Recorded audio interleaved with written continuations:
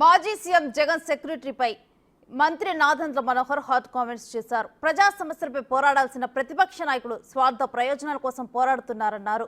ప్రజల గురించి మాట్లాడకుండా కేవలం తన సెక్యూరిటీతో పాటు రాష్ట్రానికి ప్రెసిడెంట్ రూల్ కావాలనే మాట్లాడుతున్నారని విమర్శించారు.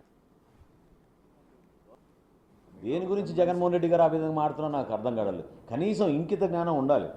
ఈరోజు కొత్త ప్రభుత్వం వచ్చింది, ప్రజలు ఎంతో ఒక నమ్మకంతో మా పైన నాయకత్వాన్ని పైన ఉన్న నమ్మకాన్ని వాళ్ళు గౌరవించి ఓట్లేసి గెలిపించారు.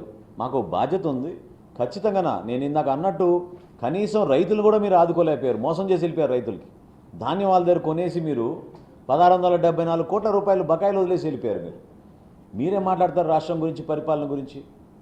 అధికార యంత్రాంగాన్ని నిర్వీర్యం చేసేసి మీకు నచ్చిన కొంతమంది ఆఫీసర్లను ఇతర రాష్ట్రాలను తెచ్చుకుని మోసం చేశారు తప్ప పరిపాలన చేయలేదు మీరు. సో ప్రతిపక్ష నాయకుడు నేను కోరేది ఏంటంటే మీరు ప్రజల సమస్యలపైన మాట్లాడండి. మీరు దయచేసి కేవలం మీ సెక్యూరిటీ కోసమో లేకపోతే రాష్ట్రంలో ప్రెసిడెన్షియల్ రూల్ పెట్టాలనో దీనికే మీరు సమయం వృధా చేయడం కాదు.